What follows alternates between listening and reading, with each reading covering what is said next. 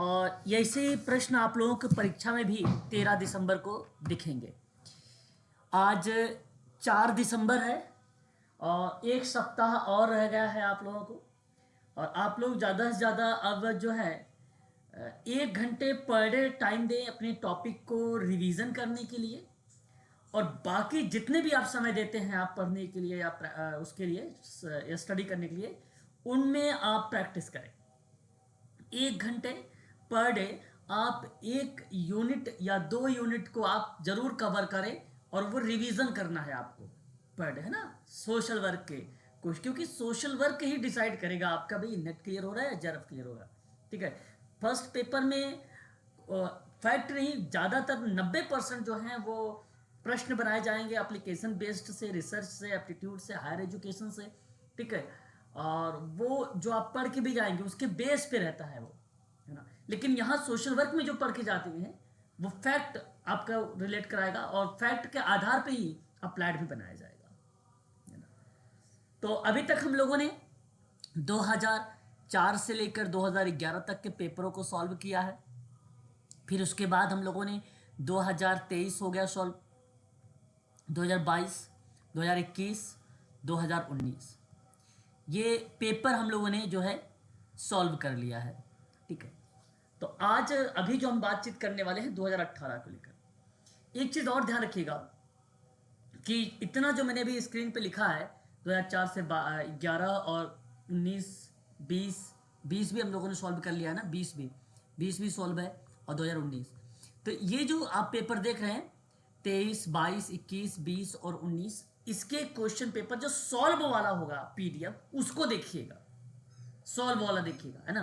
क्योंकि अगर आप अनसॉल्व देखेंगे, ठीक है, तो उसमें आपको दिक्कत होगी क्योंकि उसके नीचे आंसर की नहीं है, आंसर नहीं है। मैं ऐसा इसलिए बता रहा हूं क्योंकि यहां आपका जो मस्तिष्क है वो जल्दी एक्वायर करेगा, जल्दी प्रत्यक्ष रूप से उसको क्या करता है, पकड़ेगा, यानी अडॉप्ट करेगा। तो वो चीजें याद रहेंगी आपको, है ना, इसलिए ऐसा कर रहा हूं। बाकी इसके अलावा जो भी जैसे क्वेश्चन पेपर मिल रहे हैं, जैसे 16 मिल जाए, 15 मिल जाए, 14 मिल जाए, 12 मिल जाए, 13 मिल जाए, ऐसे क्वेश्चन पेपर को आपको अपने मन से करना है, स्वतः करना है। अंत में आपको देखने भाई उसके आंसर क्या है क्या नहीं। ठीक है, परंतु 19, 20, 21, 22, 23 के आधार पर ही आप लोगों के यूजीसी नेट 2023 जो दिसंबर में होने वाला है, इन्हीं के इर्द गिर्द रहेगा पेपर 19, 20, 21, 22, 23 के। तो चलिए एक बार शुरुआत करते हैं 20 दिसंबर 2018 का सोशल वर्क का ये प्रश्न पत्र है, इसे सॉल्व करते हैं हम लोग। तो बताइए, स्टार्ट किया जाए, एक बार क्लियर करिए। जी सर। चलिए फिर देखिए, पहला सवाल हमारे सामने है और सवाल है, निम्नलिखित में से किसने वैयक्तिक समाजकारी को, ध्यान से सुनिएगा, प्रत्यक्ष एवं अप्रत्यक्ष रूप में विभाजन किया है। ये कीवर्ड है, बताइए। Hamilton. Garton Hamilton, okay. Sir Horlicks भी का तो नाम उसमें, लेकिन सोशल वर्क में ना सर हॉर्लिक्स का तो। ओके, मेरा सवाल है कि प्रत्यक्ष और अप्रत्यक्ष रूप से किस बात ने कहा है। तो ध्यान रखिएगा, फ्लोरेंस होलिस ने कहा है। क्या नाम आता है? Florence Hollis. वैयक्तिक समाजकारी को इन्होंने प्रत्यक्ष और अप्रत्यक्ष के रूप में विभाजन किया है। प्रत्यक्ष वो चीजें थी जो आप डायरेक्ट उसके साथ कार्य कर रहे थे, अप्रत्यक्ष वो चीजें थी जब आप उसको कार्यक्रम और नीति के माध्यम से उस व्यक्ति को समाज के मुख्य धारा से जोड़ रहे थे। ठीक है, तो ये बात आप जरूर ध्यान क्लियर दें। कर दीजिए क्या सर, वो सोशल वर्क को प्रत्यक्ष और अप्रत्यक्ष, अगर सोशल वर्क को पूछेगा तो उसमें किसको लगाना है? सोशल वर्क में अगर पूछता है प्रत्यक्ष तो case work, group work, community work आएगा, जहां आपके साथ क्लाइंट प्रत्यक्ष रूप से होता है। अप्रत्यक्ष में सर आपने क्या एक बार एक बार क्या बोलते हैं, लेंडर सर ने दो प्रत्यक्ष और अप्रत्यक्ष में बांटा था, लेकिन अप्रत्यक्ष ना हॉर्लिक्स सर ने कहा था सोशल वर्क को, आपने एक बार लिखवाया था। महान भाव, मेरी बात को समझिए। मैंने अभी आपसे क्या कहा?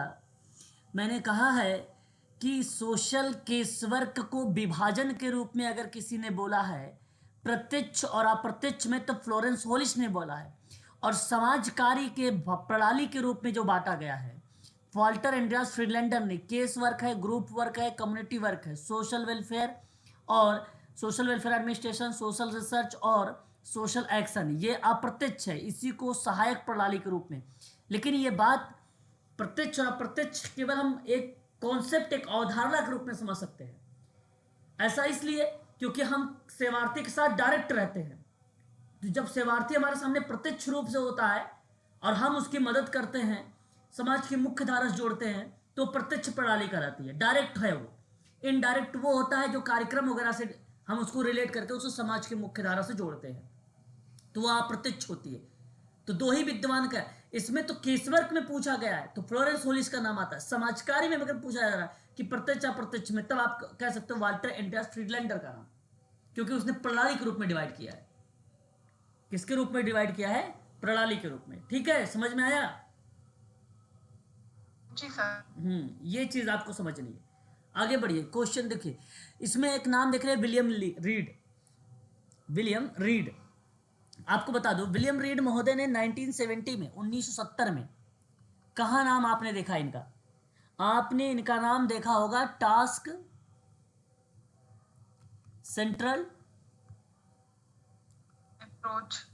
अप्रोच करिए या थेरेपी कह लीजिए। बिल्कुल, विलियम रीड का नाम हमें वहां पे जो है देखने को मिलता है। इनके साथ नाम आता है एक लॉरा का भी नाम, तो आप लॉरा का भी नाम याद रख सकते हैं इनके संबंध में। ठीक है, गार्टन, बात करते हैं यहां पर गार्टन हैमिल्टन के बारे में। ठीक है, इन्होंने मनोसामाजिक उपागम दिया है। क्या दिया है? मनोसामाजिक उपागम दिया है। एक बात ये जरूर ध्यान में रखिएगा, काफी इंपॉर्टेंट है ये। और इनका एक लेख आया था सन 1940 में। जो 1940 का लेख है उसका नाम है theory and practice of social case work. Theory and practice of social case work, ये 1940 में आया था। दूसरा ये ये दूसरा लेख है, ठीक है, 1940 का। और एक पहला लेख आया था। जो पहला लेख आया हुआ था वो आया था 1937 में, सबसे पहले यही आया था। उसका क्या नाम था? Basic concept in social case work. ठीक है, ये आपको ध्यान रखना है। इसके बाद अगर हम बात करते हैं तो 1941 में इन्होंने एक और कॉन्सेप्ट लिखा था, और वो लिखा था the underline philosophy of social case work. Philosophy of social case work, ये कॉन्सेप्ट आया था। ठीक है, तो ये 3 किताबें हैं इनकी। एक 1940 की, दूसरी एक है 1937 की 1937, और एक है 1941। ये आपको ध्यान रखना होगा। बात करते हैं एनेट गैरेट के बारे में। आपने इनका नाम मनोचिकित्सा समाज कार्य में सुना होगा। इन्होंने एक साक्षात्कार पर बातचीत किया है, और ये एक ऐसे विद्वान हैं जिन्होंने फ्लोरेंस होलिस की आलोचना किया था। क्या किया था इन्होंने? आलोचना किया था।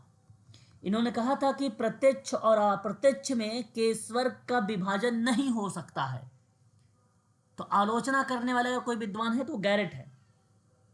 ठीक है, तो यहां पे गैरेट का भी नाम आप जरूर ध्यान रखिएगा। इसका सही ऑप्शन जो जाएगा वो पहला ऑप्शन आपका करेक्ट रहेगा। चलिए अगला सवाल लेते हैं।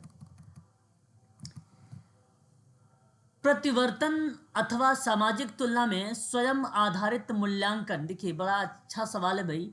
केवल स्व आधारित मूल्यांकन का जो परिप्रेक्ष्य बन रहा है समाज की तुलना में, तो क्या उसे आत्म सहायता, आत्मविश्वास, आत्मसम्मान या आत्मबोध, क्या कहना उचित समझेंगे?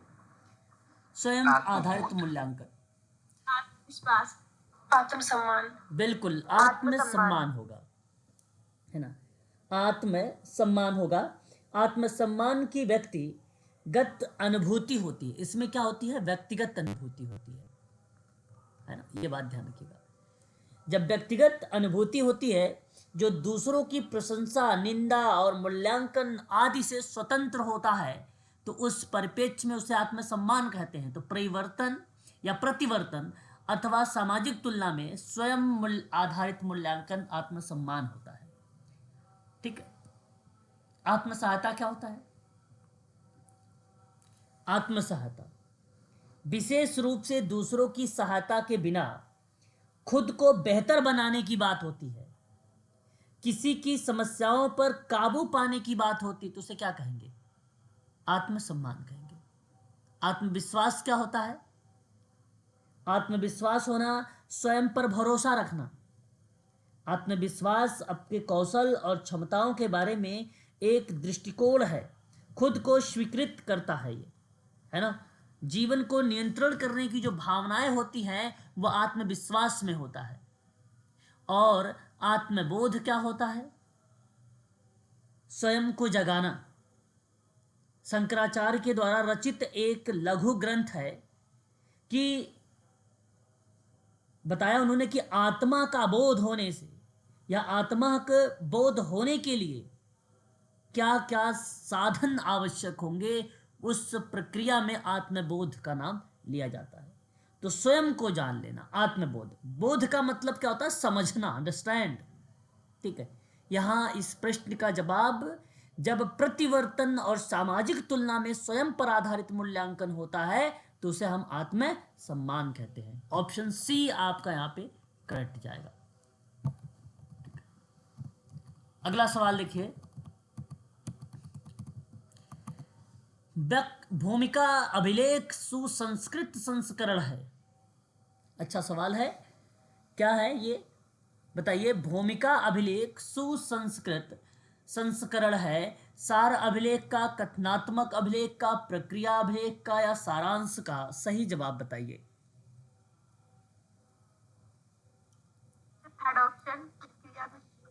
थर्ड ऑप्शन प्रक्रिया अभिलेख का। ओके, सही जवाब।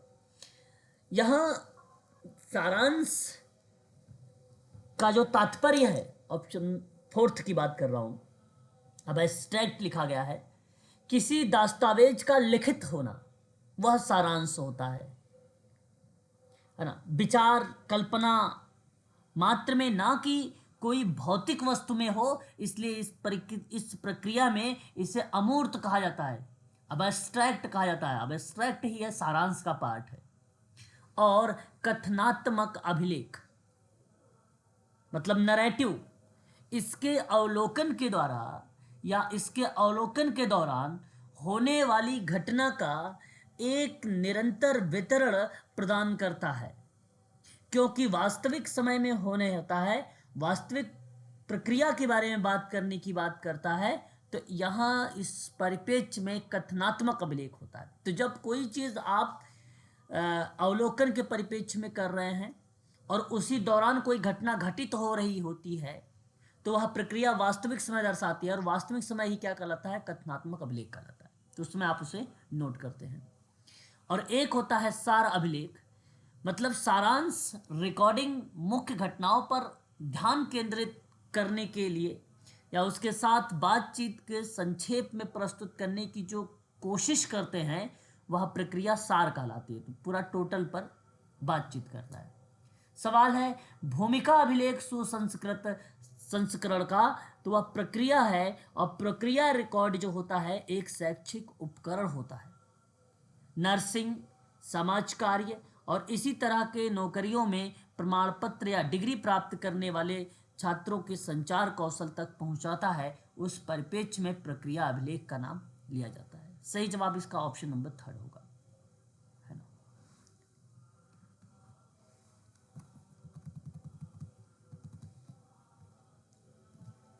निम्न में से बताना है कि गरीबी की संस्कृति से संबंधित है। वो कौन ऐसा विद्वान है जिन्होंने गरीबी की संस्कृति के बारे में बातचीत किया है? प्लीज बताइए। कूले। कूले, कूले का नाम नहीं आता है।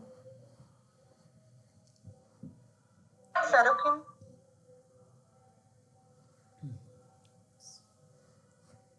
चलिए कोई बात नहीं, आगे बताइए। और भी लोग, गरीबी की संस्कृति। Third option Lewis sir. बिल्कुल, यहाँ हाँ, यहाँ जो जवाब आया है ये करेक्ट जवाब है, लेविस। ठीक है, देखिए बेसिकली अगर मैं आपसे बात करूं, गरीबी की संस्कृति सामाजिक सिद्धांत में एक अवधारणा होती है, एक कॉन्सेप्ट होता है इसकी, है ना। तो पेपर अगर इसी सवाल को कई तरीके से पूछा जाता है, कभी कभी प्रश्न बनता है कि सांस्कृतिक गरीबी का विचार निम्न के लिए या निम्न में किसके द्वारा दिया गया था। तो सांस्कृतिक गरीबी का विचार गरीबी की संस्कृति ही होती है। और आपने नाम सुना होगा ऑस्कर लुइस का नाम। ऑस्कर लुइस कह लीजिए या ऑस्कर लेविस कह लीजिए, बात दोनों एक ही है और ऑप्शन सी करेक्ट है। सांस्कृतिक गरीबी की अवधारणा ऑस्कर लेविस ने सन 1960 के दशक में इसको दिया था। उस दौरान ऑस्कर लुइस ने शहरी गरीबी के बीच पारिवारिक जीवन पर अपनी सबसे ज़्यादा बिकने वाली मानव जाति विज्ञान यथार्थवादी किताबों में ये जाना गया था। गरीबी की संस्कृति का सिद्धांत बताता है कि गरीब लोगों के मूल्यों या सांस्कृतिक मानदंडों का परिणाम होता है। यह सिद्धांत एक टाइप से इसको जाना जाता है लेविस का, और इस सिद्धांत बताता है कि हम कुछ मानदंडों को सीखते हैं जब हम एक ऐसे परिवार में बड़े होते हैं जो गरीब है, और यह हमारे जीवन के विकल्प और अवसरों को आकार देता है। हम उन मूल्यों को बढ़ाते हैं जो हम बड़े होते हैं, जो बताते हैं कि जो लोग गरीब होते हैं वे अक्सर गरीब क्यों रहते हैं। इस प्रक्रिया में इन शब्दों को रिलेट किया जाता है। ठीक है, तो इस सवाल का जो जवाब है वह ऑप्शन आपका जो जाता है वो सी जाता है। सी ऑप्शन ही आपका करेक्ट ऑप्शन माना जाएगा। स्पष्ट है, एक बार क्लियर करिएगा।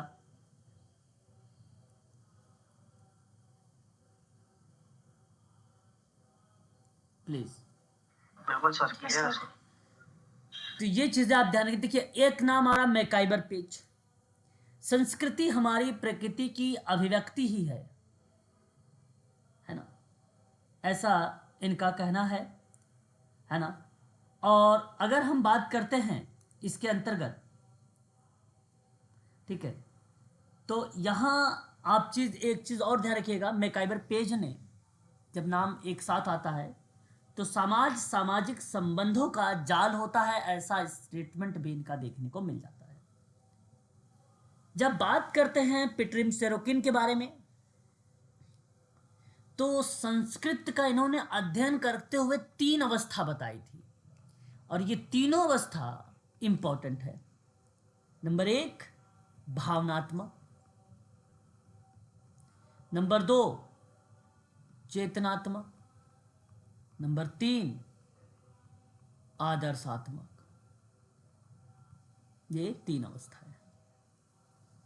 ठीक है, इसको आपको ध्यान रखना है। लेकिन जब आप कूले का नाम लेते हैं, कूले महोदय प्राथमिक समूह के बारे में बातचीत करते हैं सन 1909 में। आत्मदर्पण का सिद्धांत पर बात करते हैं सन 1902 में। Human nature and social order आपने नाम सुना है। लुकिंग ग्लास ऑफ सेल्फ का नाम सुना है। इस परिप्रेक्ष्य में इनका नाम देखने को मिलता है। तो यहां ऑप्शन सी आपका करेक्ट होगा, जिसको बोलते हैं ऑस्कर। ठीक है, ऑस्कर लेविस कह लीजिए या लुइस कह लीजिए, बात दोनों एक ही है।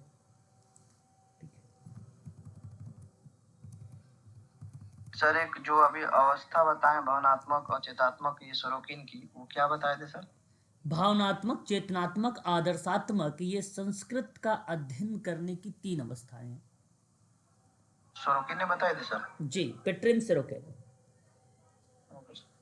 भावनात्मक, चेतनात्मक, आदर्शात्मक। ठीक है, ये 3 स्टेटमेंट का नाम आता है और इन तीनों का नाम मैं चाहूँगा कि आप लोग याद भी रखें, क्योंकि काफ़ी इम्पोर्टेंट कॉन्सेप्ट है ये, है ना। और इन कॉन्सेप्ट में इनका नाम भी हमें देखने को मिल जाता है। ठीक है, अगला सवाल हमारे सामने कि निम्न में कहा है स्वप्न निद्रा, ड्रीम, स्वप्न निद्रा के अभिभावक है कौन? फ्रायड, जंग, एडलर और गैनेट। यहाँ पे जेनेट लिखा हुआ है। जवाब बताइए इसका क्या करेक्ट जवाब होगा? Freud sir. Freud. Good, Freud का नाम आएगा। स्वप्न निद्रा, निद्रा की बात होती है तो वो सिगमंड फ्रायड का नाम होता है। मुक्त साहचर्य जिसको बोलते हैं फ्री एसोसिएशन, किसका नाम आता है बताइए? फ्राइड। सिगमंड फ्रायड का नाम। ठीक है, थेनाटोस और मृत्यु मूल प्रवृत्ति, जहां एक प्रकार से आक्रमण वाली प्रक्रिया होती है, उस संबंध में थेनाटोस एक इरोस जैसे 2 मूल प्रवृत्तियों पर जिक्र करने वाला विद्वान भी सिगमंड फ्रायड है। इनका नाम अपने सोशल वर्क में बहुत इंपॉर्टेंट है, कई बार ये पेपर में आते हैं, एक आध 2 प्रश्न लेकर आते हैं। कार्ल जुंग की बात करते हैं। कार्ल जुंग ने बेसिकली अगर हम बात करें व्यक्तित्व के सिद्धांत में अपनी भूमिका निभाया है। इनकी बड़ी फेमस एक किताब थी द रेड बुक, 2009 की थी, और इन्होंने सन 1921 में मनोवैज्ञानिक के प्रकार बताए थे। सन 1921 में कार्ल जुंग ने 1921 में, एक था बाह्यमुखी व्यक्तित्व वाला, एक था अंतर्मुखी व्यक्तित्व वाला, और एक था उभय मुखी व्यक्तित्व वाला व्यक्ति। उसके बाद नाम आता है फ्रेड एडलर का। फ्रेड एडलर ने द साइंस ऑफ लिविंग की बात किया था, जीने का विज्ञान से संबंधित। इन्होंने व्यक्तिगत मनोविज्ञान का अभ्यास और सिद्धांत पर बात किया है। तो व्यक्तिगत मनोविज्ञान का अभ्यास और सिद्धांत पर बात करने वाला अल्फ्रेड एडलर थे सन 1919 में।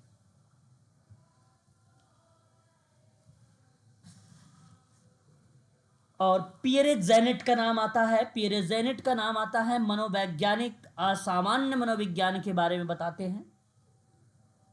ठीक है, और यहां इस सवाल का जवाब ऑप्शन नंबर ए आपका सही जाएगा। ठीक है, निश्चित नकारात्मक सहसंबंध सदैव होता है किसमें? निश्चित नकारात्मक सहसंबंध -1 में होगा, +1 में होगा या 0 में होगा। तो नकारात्मक सहसंबंध सदैव जो होगा वो -1 में ही होता है। किस में होता है? -1। जी, ऑप्शन नंबर ए आपका सही है। भारतीय संविधान के निम्नलिखित अनुच्छेदों में से कौन सा लोक नियोजन के मामले में अवसर की समानता से संबंधित है? अवसर की समानता 14, 15, 16, 18। 16। ओके,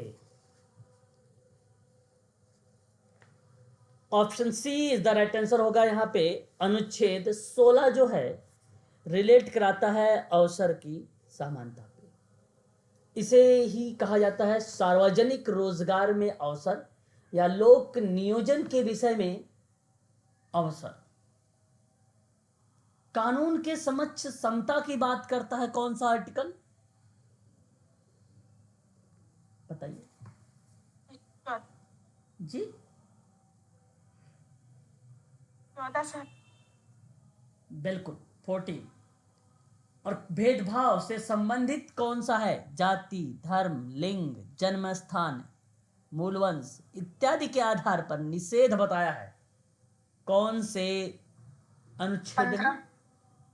15। ओके, उपाधियों का अंत किस अनुच्छेद में बताया गया है? 18। 18।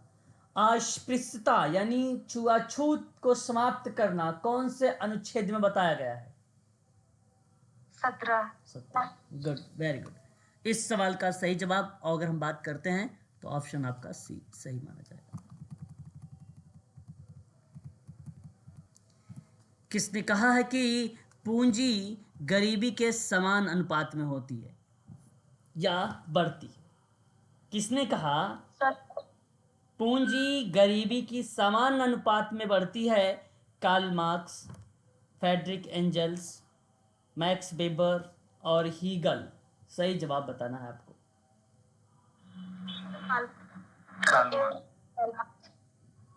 Karl Marx sir. सही जवाब इस प्रश्न का जो ऑप्शन होता है वह ऑप्शन आपका पहला करेक्ट हो जाएगा, Karl Marx.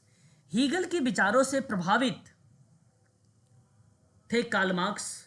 The Holy Family, सर्वहारा वर्ग और भौतिक दर्शन की सैद्धांतिक विचारधारा पर अगर किसी विद्वान ने बल दिया है तो उनका नाम है कार्ल मार्क्स। पूंजीवाद समाप्त करना स्टेटमेंट किसका है? पूंजीवाद समाप्त करना बताइए फटाफट। कार्ल मार्क्स का सर। ओके, वर्ग संघर्ष कॉन्सेप्ट किसका है? कार्ल मार्क्स का sir. Okay, Karl Das Marx. Capital, sir Karl Marx. The poverty of philosophy बताइए। Karl Marx. कम्युनिस्ट मैनिफेस्टो 1848 में आई थी और ये कॉन्सेप्ट किसके द्वारा लाया गया था? Karl Marx. Karl Karl Marx. Marx. बिल्कुल सही जवाब। देखिए आप एक नाम सुन रहे हैं यहाँ पर, फ्रेडरिक एंजल्स का नाम, और परिवार, निजी संपत्ति, राज्य की उत्पत्ति, निजी संपत्ति, राज्य की उत्पत्ति और परिवार का कॉन्सेप्ट अगर में किसी का नाम आता है तो वो फ्रेडरिक एंजल्स का नाम आता है। और ऑप्शन आप देख रहे हैं एक मैक्स वेबर, और मैक्स वेबर का कॉन्सेप्ट सामाजिक और आर्थिक संगठन के सिद्धांत को बताता है।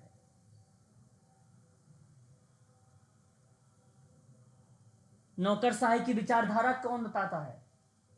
Sir max weber. Max weber. Max Weber. और एक नाम तो आपको पता ही है, हीगल, है ना?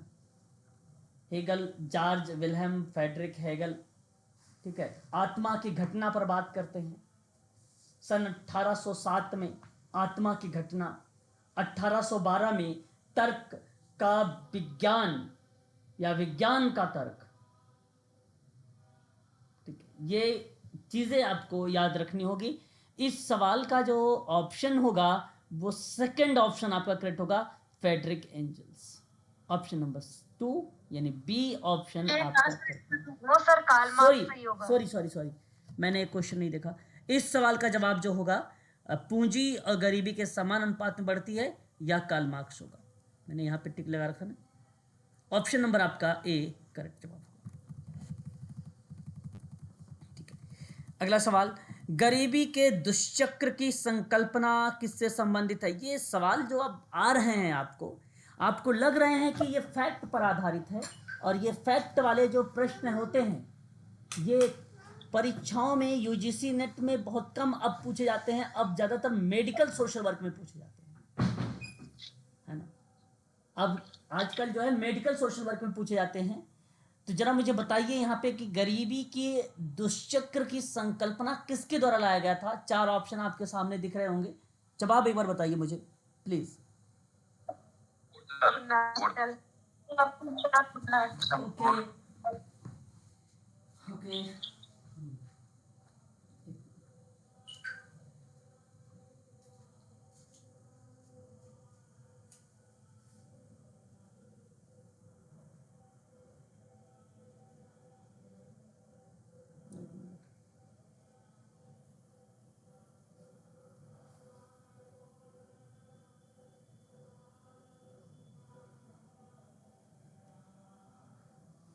चलिए। तो इस सवाल का जो जवाब होगा वह ऑप्शन आपका करेक्ट होगा, गुन्नार मेल्डन, यानी D. Karl Gunnar Myrdal Nobel Memorial पुरस्कार से एक विजेता हैं ये।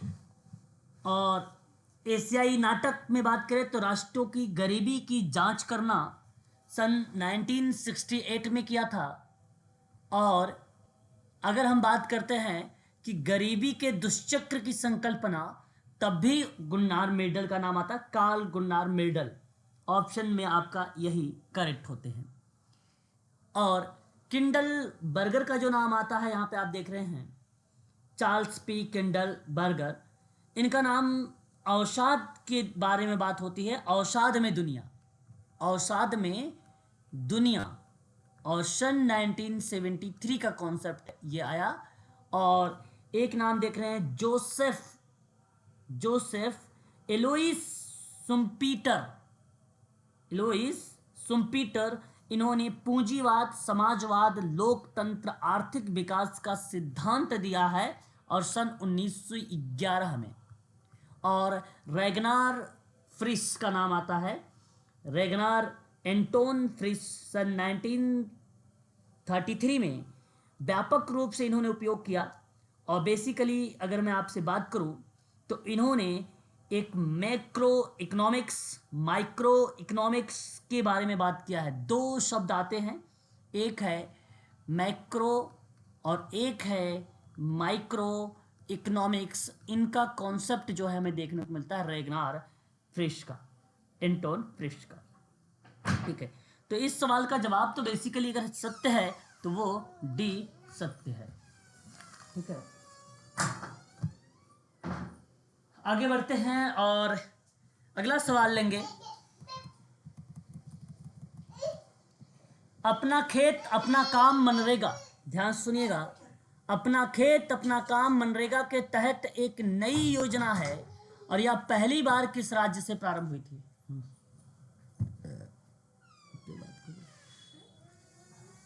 इससे बात करके मुझे फोन बताओ, इस नंबर पर बात करो। हाँ जरा बताइए। चलिए बात करते हैं यहाँ पे इस सवाल का जवाब में। अपना खेत अपना काम मनरेगा के तहत एक नई योजना है भी।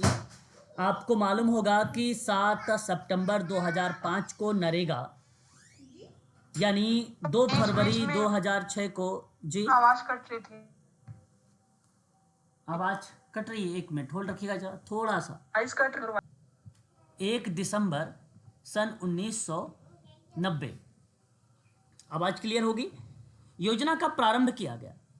योजना प्रारंभ करने के दिन, आप सभी लोग ध्यान रखिएगा, 1 दिसंबर 1990, और ये कन्वर्ट हुआ राजस्थान वाले प्रक्रिया में, मनरेगा के तहत वाले परिपेक्ष में, तो 1 जनवरी सन 1991 वाले में डेज में। तो योजना प्रारंभ की गई 1 दिसंबर 1990 को।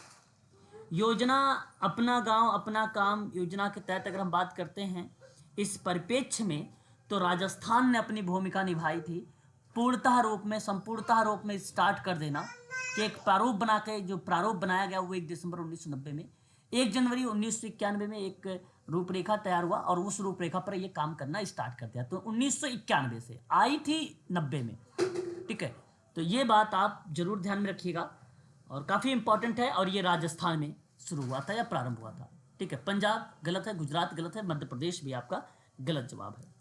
ठीक है, question number 11, sorry question number, हाँ क्वेश्चन नंबर 11 ही है 61 का। यहाँ देखिए सवाल बताइए। परस्पर विरोधी भारतीय युगल के लिए न्यायिक पृथक्करण की अधिकतम अवधि स्वीकृत है, बताइए। सिराज और ओके, ऑप्शन दिखाना है। ओके, 7 वर्ष, 3 वर्ष, 2 वर्ष, 5 वर्ष। बड़ा आसान सा सवाल है। 2 वर्ष, बिल्कुल। यहाँ न्यायिक पृथक्करण की अवधि 2 वर्ष की होती है। न्यायिक पृथक्करण की अवधि नोट करिए, वो 2 वर्ष की होती है और आत्मनिरीक्षण के लिए समय देती है। और युगल के बीच वैवाहिक विवादों और गलत फहमियों को हल करने का प्रोसेस को लागू करती है इन्हीं 2 वर्षों में। शादी के बाद कभी भी न्यायिक अलगाव की या पृथक्करण की याचिका भरी जा सकती है। तलाक की याचिका दायर करने से पहले पार्टियों को शादी के सत्यनिष्ठा के समय में या समय से 1 साल तक इंतजार करना पड़ता है। न्यायिक पृथक्करण में केवल एक निर्णय प्रक्रिया जो है शामिल होती है और परस्पर विरोधी भारतीय युगल के संबंध में न्यायिक पृथक्करण को अधिकतम जो अवधि दी गई वो 2 वर्ष की होती है और ऑप्शन यहां पर करेक्ट होगा थर्ड वाला। आप देख सकते हैं ऑप्शन थर्ड में 2 वर्ष दिया गया है, यानी सी ऑप्शन आपका करेक्ट है। बात करते हैं अगले सवाल की तरफ। बोस्टर्ल स्कूल किसके सुधार के लिए होता है? बाल अपराधियों के लिए, महिला अपराधियों के लिए, बंदियों के लिए कि सफेद पोश अपराधियों के लिए? जवाब बताइए, इसका करेक्ट ऑप्शन क्या होना चाहिए? सर एक बाल अपराधी। आपने कहा कि बाल अपराधियों के लिए पोस्टल स्कूल जो है होता है और ये बात सत्य है कि किशोर अपराध, ठीक है, किशोर अपराध बच्चे की असामाजिक या आपराधिक गतिविधियां, जैसे लड़कों के लिए 16 वर्ष से कम, बॉयज़ के लिए बात की गई 16 वर्ष से नीचे और गर्ल्स की बात की गई 18 वर्ष से नीचे। इसके संदर्भ में कानून का अगर उल्लंघन हो रहा है तो इस संबंध में बोस्टर स्कूल भारत में एक प्रकार का युवा निरोध केंद्र है जिसका उपयोग विशेष रुझान के संबंध में या विशेष रूप से नाबालिगों या किशोरों के लिए कारावास के लिए किया जाता है और वहाँ पे रिहैब किया जाता है, उनका पुनर्वास किया जाता है। तो इस सवाल का जवाब तो ऑप्शन आपका पहला ही करेक्ट जवाब होगा। महिला अपराधियों के संबंध में अक्सर पीड़ितों के रूप में माना जाता है जो एक आत्मरक्षा तंत्र के रूप में आपराधिक विचरण के रूप में अपराध करते हैं, जिनके कार्य विशिष्ट स्त्री व्यवहार से भटक जाते हैं। इसलिए महिला अपराधियों के संबंध में ये बातें होती हैं, परंतु ये बोस्टल स्कूल से संबंधित नहीं है, ये केवल बाल अपराधी से संबंधित है। व्यक्ति बंदिया एक व्यक्ति को अपराध के लिए दोषी ठहराया गया है जो सजा दी गई है, लंबी जेल की कारावास कह सकते हो या सजा काटने वाला व्यक्ति जो होता है वो बंदी के संबंध में जाना जाता है। वाइट कॉलर क्राइम यानी वाइट कॉलर क्राइम सफेद पोश अपराध शब्द अगर हम बात करें तो व्यक्तियों, व्यवसाय, सरकारी पेशेवर द्वारा किए गए आर्थिक रूप से प्रेरित के संबंध में होता है और ये उच्च सामाजिक स्थिति के सम्मान में जो है अगर हम बात करें तो ये जो अपराध है एक प्रकार से छिपकर अपराध करना, गुप्त अपराध करना, परिपेक्ष को दर्शाता है सफेद पोश अपराध। ये कॉन्सेप्ट सुदरलैंड का है और सफेद वाइट कॉलर क्राइम का जो कॉन्सेप्ट है सन 1955 में ये दिया गया था। ठीक है, ये बात ध्यान रखिए। श्रेणी सा संबंध का गणना सूत्र किसने दिया था? देखिए अभी जो सवाल आप देख रहे हैं वो फैक्ट वाले सवाल अभी हमारे सामने रिप्रेजेंट हो रहे हैं, इसलिए आप देखते हैं ना नए नए पैटर्न यूजीसी लागू करता है।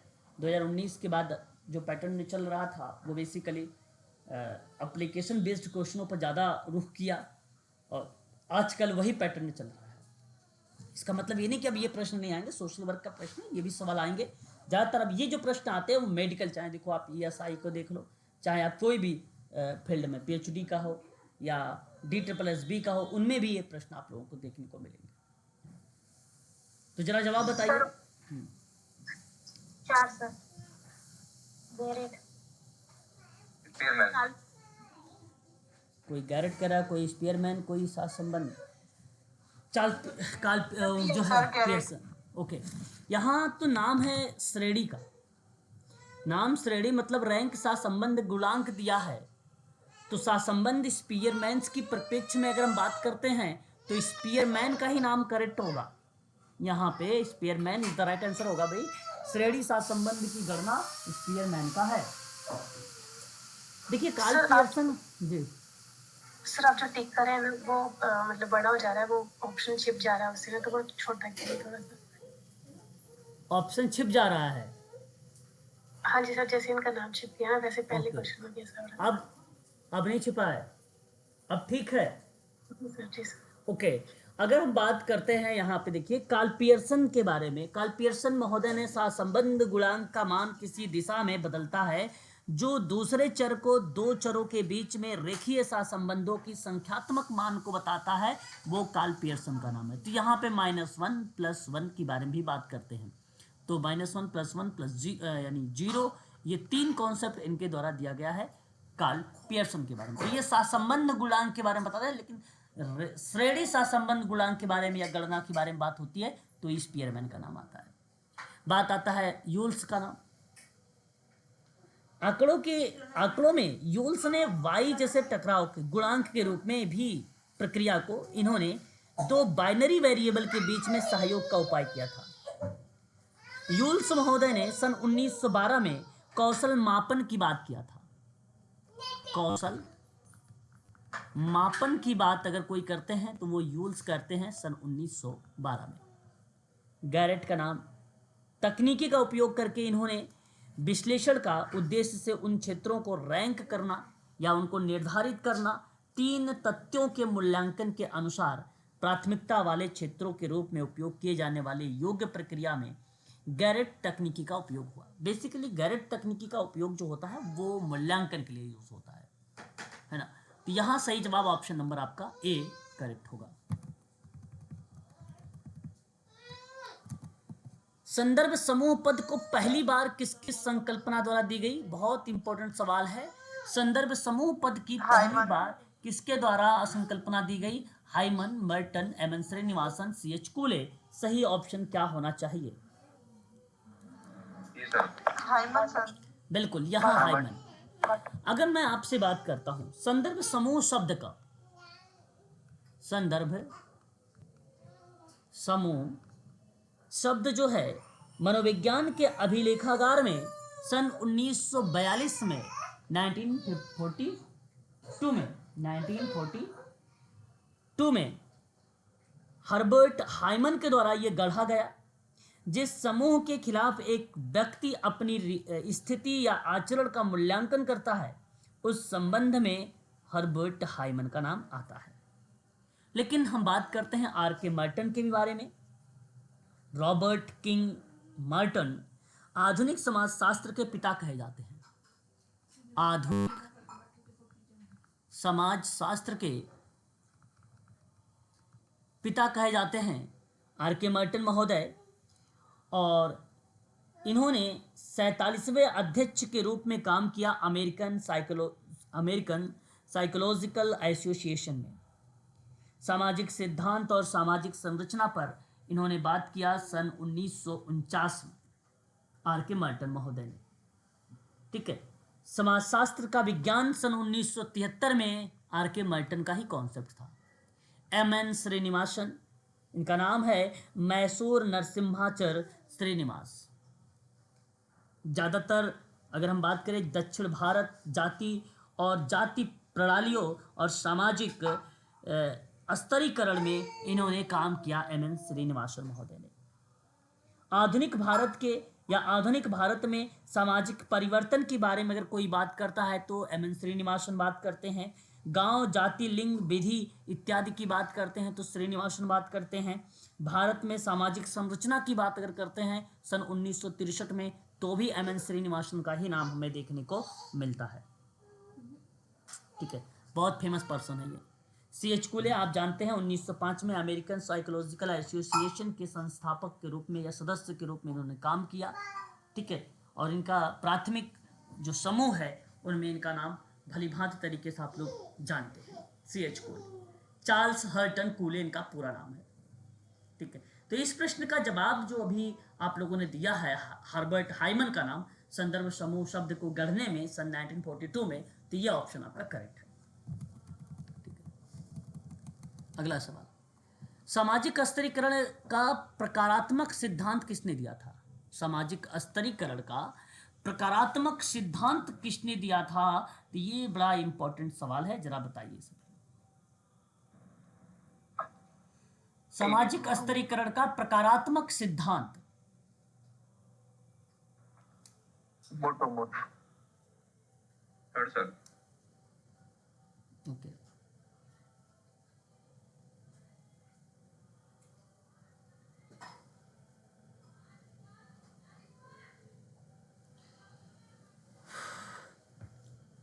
बस भाई दो ही बच्चे बता रहे हैं, बाकी किंग्सले डेविस सर।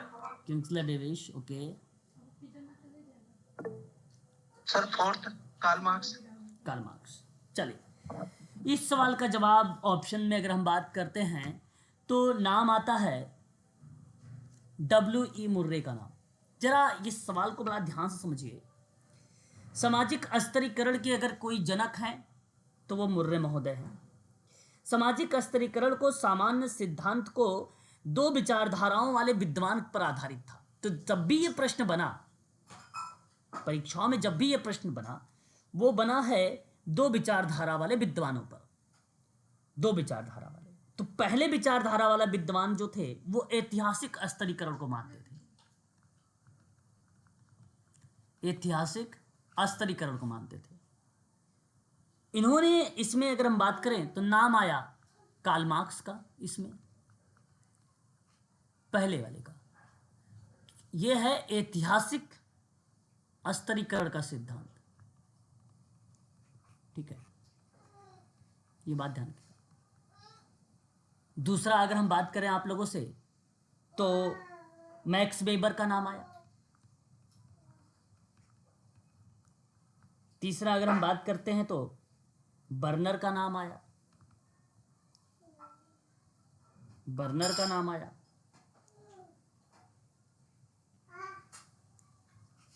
चौथा आप अगर हम बात करें तो बोटोमोर का नाम आप कह सकते हो, बोटोमोर का नाम आया, ठीक है, बोटोमोर का नाम आया। और तीसरा किंग्सले डेविस का नाम आया, किंग्सले डेविस का नाम आया, एक नाम ये भी आया, ठीक है।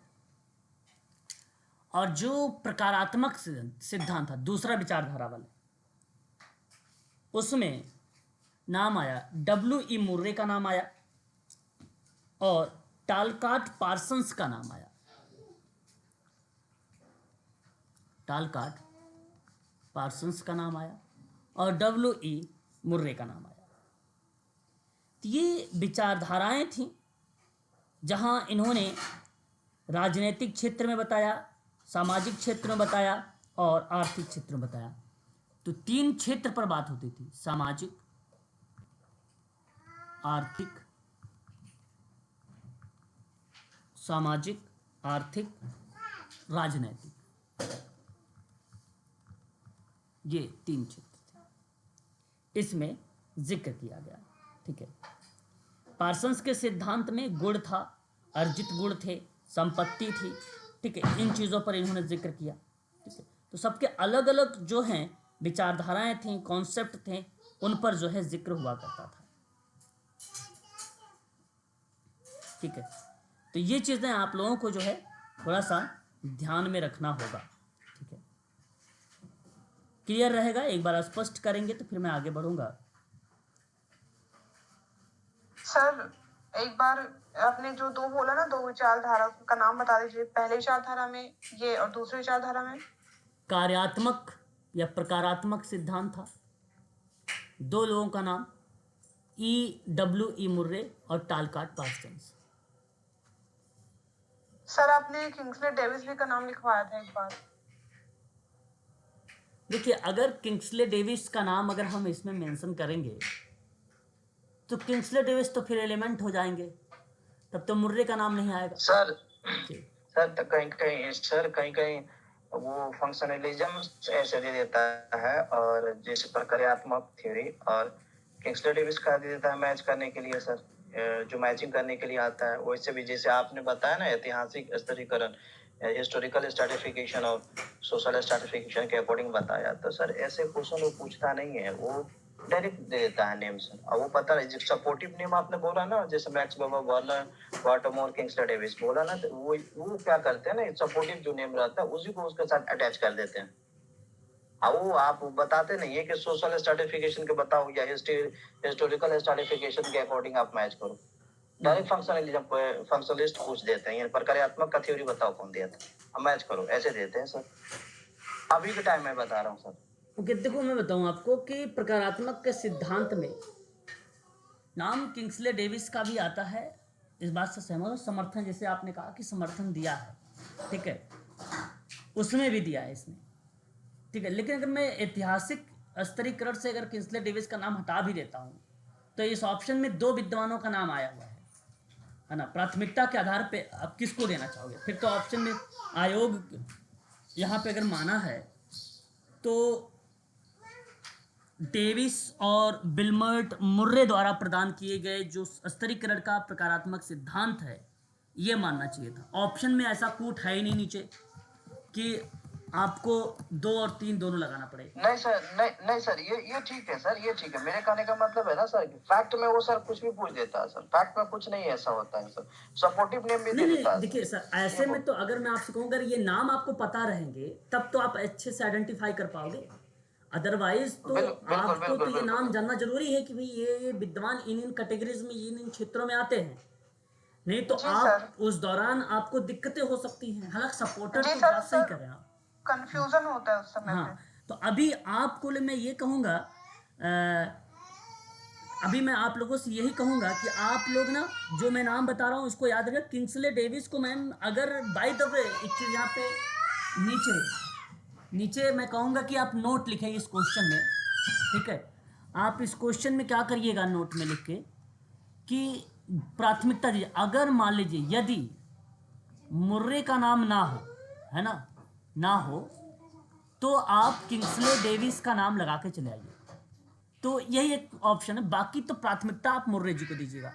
कारण ये है, मुर्रे जी को मैंने इसलिए दिया, कारण ये है कि यह स्तरीकरण में बड़े ही फेमस विद्वान है ना, बहुत ही फेमस पर्सन है, तो इसलिए मुर्रे का नाम यहाँ पे अच्छा है ना। हालांकि इन्होंने सिद्धांत भी दिया, ऐसा नहीं दिया भी नहीं है। चलिए एक सवाल और लेते हैं। परास माप है, इस संबंध में आप क्या कहना उचित समझेंगे? तो मैं कहूँगा फैलाव का। देखिए, सीमा फैलाव एक उपाय है। सीमा मतलब बाउंड्रीज का गणना अधिकतम मूल्य और डेटा सेट के न्यूनतम मूल्यों के द्वारा की जाती है ना।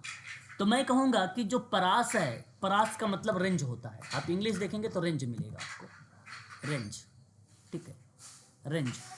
तो वो बेसिकली अगर हम बात करते हैं तो डिस्प्रेजेंस होता है, इसका मतलब फैलाव होता है, ठीक है। लेकिन जो ऑप्शन सेंट्रल टेंडेंसी होती है, इसमें मैंने आपको पहले ही बता रखा है कि मीन होता है आपका, उसके बाद मीडियन होता है आपका, उसके बाद आपका मोड होता है। ये 3 होते हैं केंद्रीय प्रवृत्ति के माप में। लेकिन संघ या संगति या एसोसिएशन की बात अगर हम लोग जब करते हैं, संघ या संगति या एसोसिएशन की बात करते हैं, तो किसी अन्य व्यक्ति या समूह के साथ काम करने की जो स्थिति होती है, सहकारिता या समझ या संघ या सभा या संस्था, तो उस परिप्रेक्ष्य में संगति होती है। और कोरिलेशन एक सांख्यिकीय माप है जो उस सीमा को व्यक्त करता है जिसके 2 वेरिएबल्स रेखीय रूप से संबंधित होते हैं, कारण और प्रभाव के बारे में बयान देते हैं। तो मैं आपसे कहूँगा कोरिलेशन होता है। परास का काम अगर हम बात करते हैं फैलाव का, तो यहाँ पे ऑप्शन नंबर आपका second is the right answer हो जाएगा, यानी बी वाला ऑप्शन सत्य माना जाएगा। अगला सवाल हमारे सामने कहता है कि निम्नलिखित में से कौन सा कारक है भारत में स्त्री पुरुष के गिरते हुए अनुपात के लिए सबसे कम प्रासंगिक व्यवस्था मानी जाएगी? देखिए, ये एप्लीकेशन बेस्ड प्रश्न है, आपके तर्क को यहाँ पे जानना है। पुरुषों का शहरी क्षेत्रों को प्रवासन करना, क्या ये ऐसी बात है कि स्त्री पुरुष के गिरते हुए जो अनुपात हैं वो सबसे कम प्रभावित हो सकते हैं? सबसे कम में रखना है, सबसे कम। मादा भ्रूण हत्या की बात करें, लड़कियों की पोषण संबंधी स्थितियों का निरंतर स्तर की बात करें, उच्च मातृ मृत्यु दर की बात करें, तो सबसे कम के परिप्रेक्ष्य में आपको यहां पर विचार करना। प्लीज बताइए एक बार।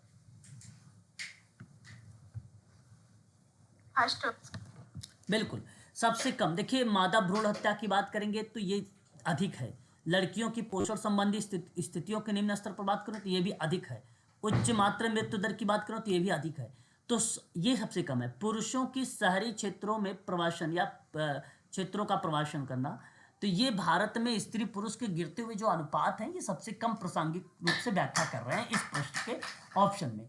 तो आपका जो करेक्ट होगा वो पहला ही करेक्ट जवाब हो जाएगा। भारतीय आबादी में लिंगानुपात महिलाओं के प्रतिकूल होता जा रहा है, या दबाव या दशक तेजी से घट रहा है, तो या व्यापक रूप से राज्य और केंद्र शासित प्रदेशों के बीच में अगर हम बात करते हैं तो एक प्रकार से चिंता का विषय भी बन चुका है। ठीक है, तो ये बातें हैं। यहाँ पर मैं आपसे कहूँगा कि ये आपके तर्क पर आधारित प्रश्न है, ऐसा कुछ नहीं कि ये फैक्ट दिया कहीं गया हो, आपके विचारों पर बेस्ड है। कन्या भ्रूण हत्या के लिंग का पता लगाने, लड़की होने पर गर्भपात कराने की प्रक्रिया यह अवैध है, लेकिन कई लोग इसका अभ्यास करते भी रहते हैं, आप लोगों को पता है। नैदानिक अगर हम बात करते हैं परीक्षा या परीक्षण को लेकर, आहार सर्वेक्षण जहां लड़कियों की हानिकारक स्थितियों को दर्शाया गया है तो वो लड़की की पोषण संबंधी स्थितियों का निरंतर स्तर को दर्शाता है। उच्च मातृ मृत्यु दर की जो गंभीर रक्तस्राव है, संक्रमण है, गर्भावस्था के दौरान उच्च रक्तचाप है, इस तरीके की प्रक्रिया में अगर हम बात करते हैं तो रिलेट होता है। यहाँ सही जवाब ऑप्शन नंबर ए आपका करेक्ट माना जाएगा। किसका मत है कि सामाजिक अशांति, किसका ये विचार है कि सामाजिक अशांति विकास की पूंजीपत पर आधारित है? 4 ऑप्शन आपके सामने, एक ऑप्शन आपके नीचे मिलेगा और वो ऑप्शन है सुरजीत सिन्हा। जवाब बताइए। सुरजीत सिन्हा ऑप्शन डी में है। ऑप्शन कौन सा सही होगा? सामाजिक अशांति किसका सामाजिक अशांति विकास के पूंजीवादी पथ पर आधारित है। सामाजिक अशांति विकास के पूंजीवादी पथ पर आधारित है। यह स्टेटमेंट किस विद्वान का है? तो वह विद्वान है AR देसाई। सामाजिक अशांति विकास के पूंजीवादी मार्ग में निहित है। तो AR देसाई ने राष्ट्रवाद के विकास के दूसरे चरण की विशेषता बताते हुए इन्होंने उद्योग का विकास पर बल दिया। तो वहाँ पे कहा कि सामाजिक अशांति विकास के पूंजीवादी पथ पर आधारित है और ऑप्शन इन्होंने ए का चुनाव किया।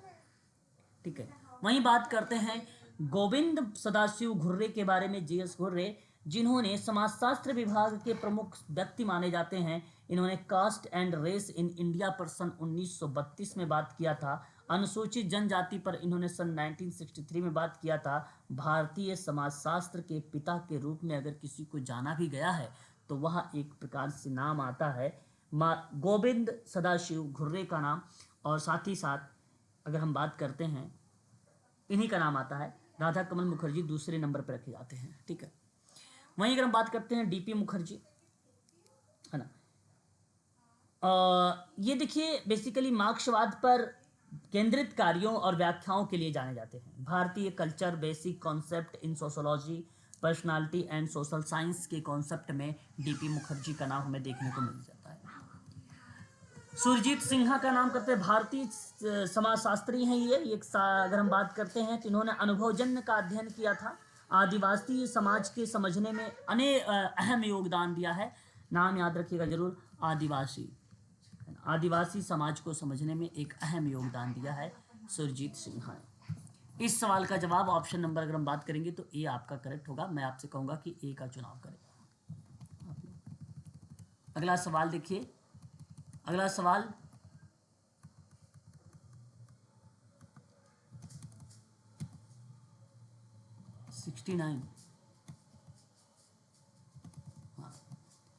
मनोवैज्ञानिक उत्प्रेरक के बारे में क्या सही है? बताइए।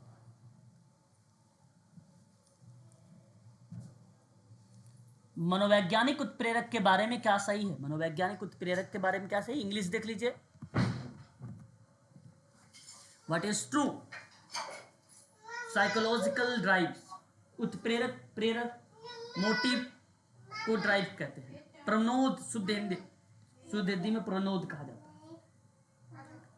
सही जवाब इसका अगर हम बात करते हैं ना तो देखिए मनोवैज्ञानिक उत्प्रेरक के बारे में ये शब्द है उत्प्रेरक। आंतरिक स्थिति सही है, तनाव द्वारा भाव का प्रबोधित सही है, आवश्यकता पर बल सही है, बाहरी उद्दीपक का मार्ग निर्देशन नहीं करता है, 1 2 3 केवल सही है और आपका सेकंड ऑप्शन करेक्ट माना जाएगा। ड्राइव मनोविज्ञान के संतुष्टि के लिए एक तत्काल बुनियादी जो है दबाव की ज़रूरत है।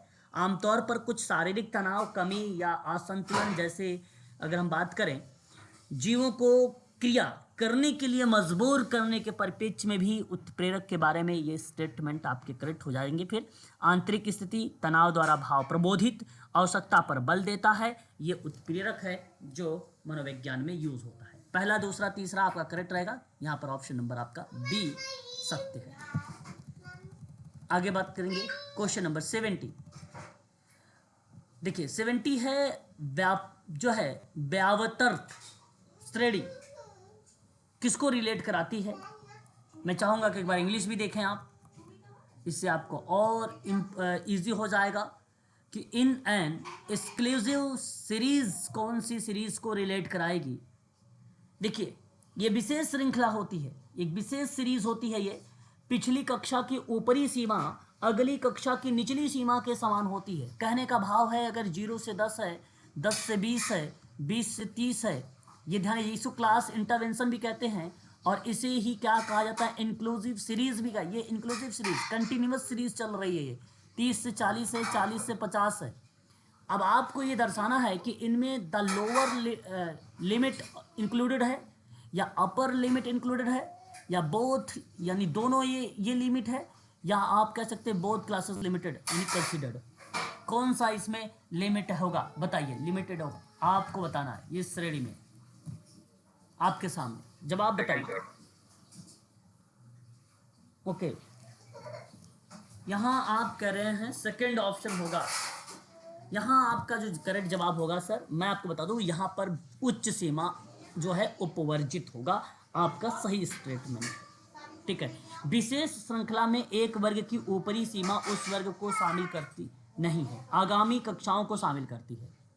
आगामी कक्षाओं को, जैसे मैंने कहा कि 0 से 10 है तो 10 के बाद 11 होता है, 11 से 20 होगा, 20 के बाद क्या होगा 21, 21 के बाद 30 होगा, 30 के बाद 31 होगा। ये प्रक्रिया कहलाती है। इसी प्रक्रिया को हम बोलते हैं उच्च सीमा उपवर्जित वाली। उच्च सीमा मतलब जो यहाँ पर इसके बाद ये वाली सीमा आई है वही क्या कहलाती है, व्यापर्तक कहलाती है। ये सीमाएं, इस सीमाओं को देखते हुए ये सीमाओं को इंडिकेट कर रही है और ये सीमा बन रही है। तो ऑप्शन बी आपका करेक्ट यहाँ पर माना जाएगा, बी ऑप्शन सही है।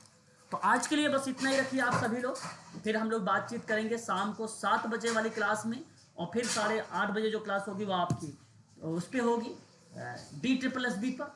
ठीक है, ठीक है ना। Okay, thank